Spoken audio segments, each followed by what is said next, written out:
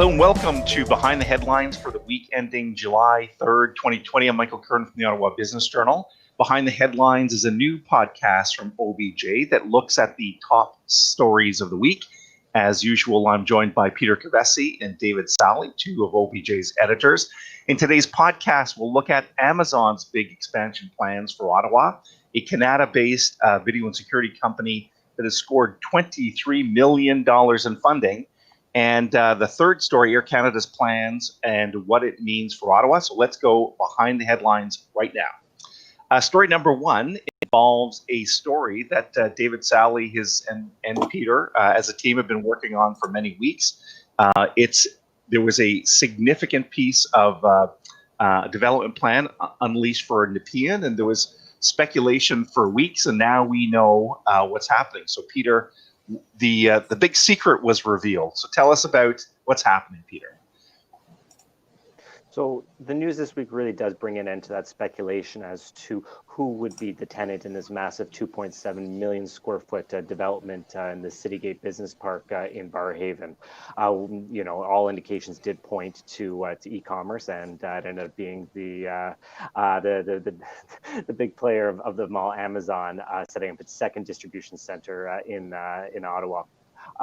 Something I found really, I guess, the most significant part of this story for me is the 1,000 jobs that it's going to create. Now, of course, there's some people were pretty quick to point out on social media, these jobs pay $16 an hour, not possibly, what economic development officials might dream of. But I couldn't help contrasting this to when there was the announcement of the first distribution center, which is on Boundary Road in southeast Ottawa.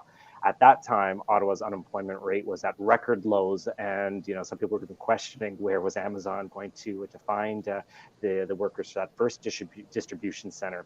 Now, of course, you do still have entire sectors of Ottawa's economy, such as retail and hospitality, that are still months away from getting back up to where they were a few months ago. And even when things are fully back to normal, there are still questions about what those sectors will look like. So certainly, I think from an employment point of view, this is a really, really timely and good news for the local economy.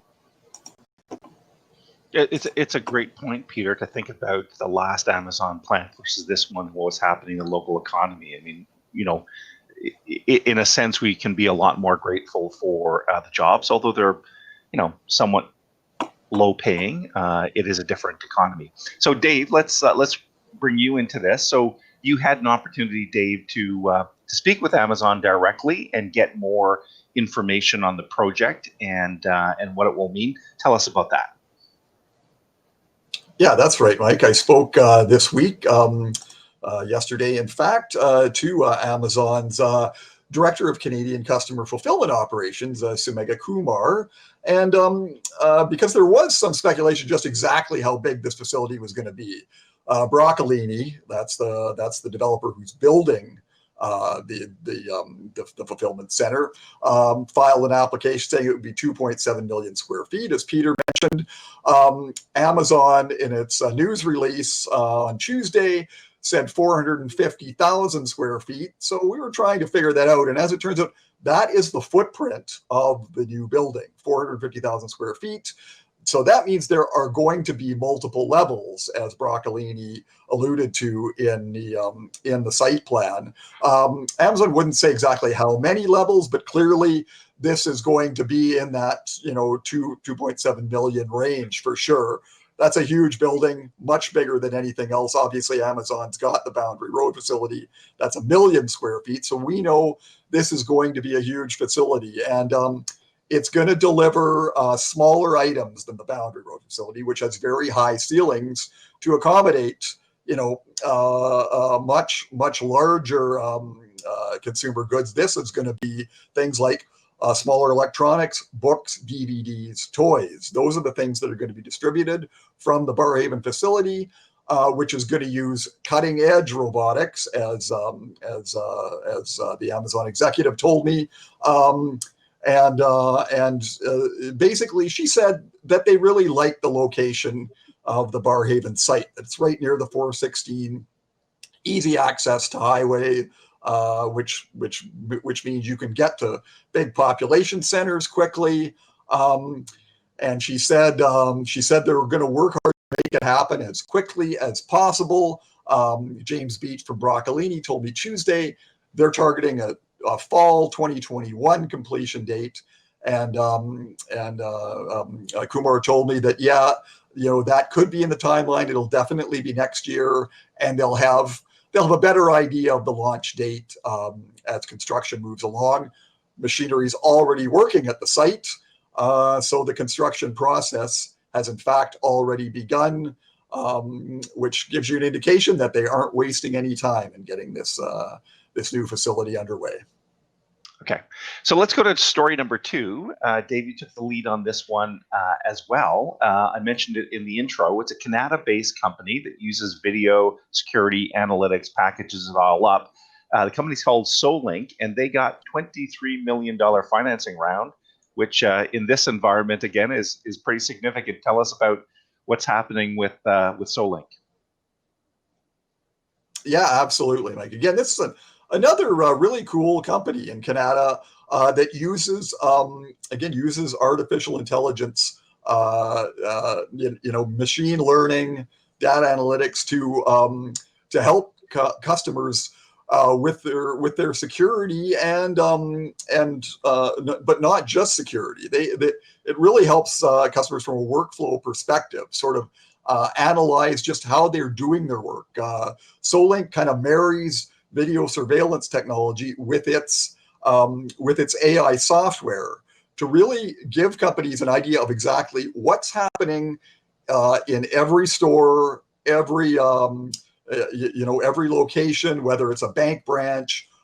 Finance is one of its key customer verticals. Whether it's a quick service restaurant, Tim Hortons and Five Guys Burgers are two of its customers, so that they can keep track. They can look at the video, they can kind of marry that with point of sale data, inventory data to figure out what's happening, and can actually use it to even kind of flag fraud. They know they can they can precisely find out when a transaction happened and look at the video at that precise moment to see what's happening.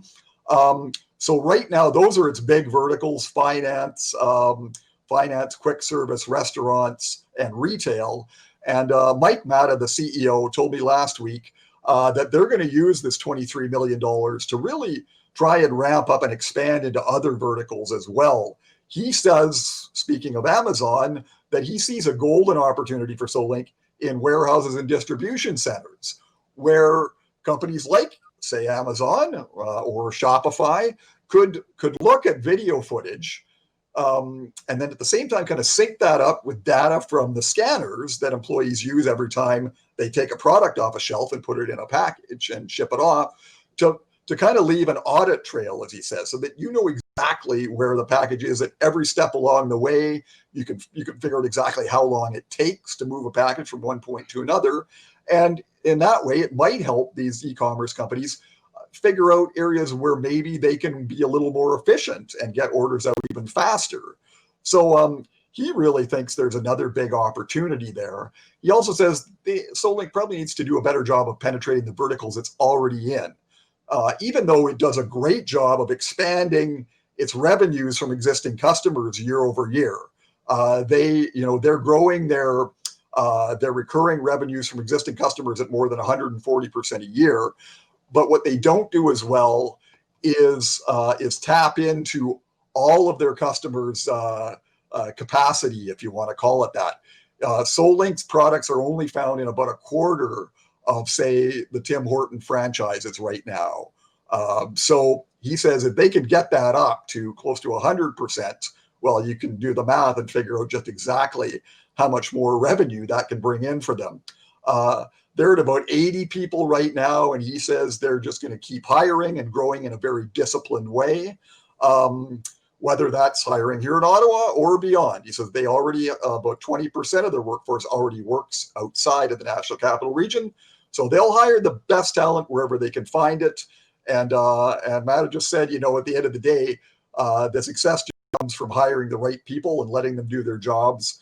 And as he put it so well, growth is the byproduct of doing everything else well. And so far, Solink seems to be on a pretty good path. Yeah, I liked when he said he succinctly said the mission of the company is to make our software indispensable. So that kind of Yeah, summarizes exactly. it nicely. So listen, we're going to go to the third and final story. This involves Air Canada. As we all know, the airline industry has been, wow, just massively impacted. In fact, I think Air Canada lost somewhere in the range of $1 billion last quarter. That obviously has big ramifications for all Canadians and specifically our airports. Peter, so tell us about what Air Canada cuts means to Ottawa. So something that we've talked about on this podcast before is how Ottawa's tourism recovery, as well as recovery at the Ottawa airport, is going to be driven primarily by domestic travel for the foreseeable future. So that sort of trajectory, that recovery, did suffer a bit of a setback this week with some news from Air Canada that it would be indefinitely suspending, as it put it, 5 routes serving the nation's capital. So routes from Ottawa to London, Regina, Saskatoon, Moncton, and Fredericton are all being put on ice. So obviously that's not good news. We want as many direct flights from Ottawa as possible.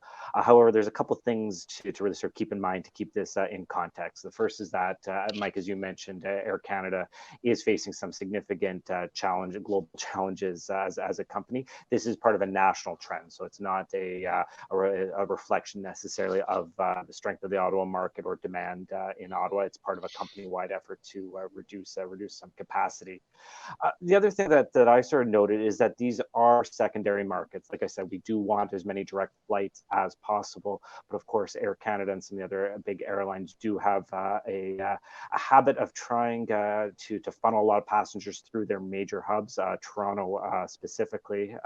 Obviously, we on this panel, we've got Dave, who has a family in Saskatchewan. I asked him, generally speaking, when you're flying home, are you more likely to be put on that Ottawa Regina flight or being shuffled through Toronto? And he said that even as he flew home more often than not, he'd be put through Toronto. So, I think that it is important just to keep in mind that we do still have those the direct routes to the major markets, and that over the summer, as demand picks up, we are likely to start to see service increase again.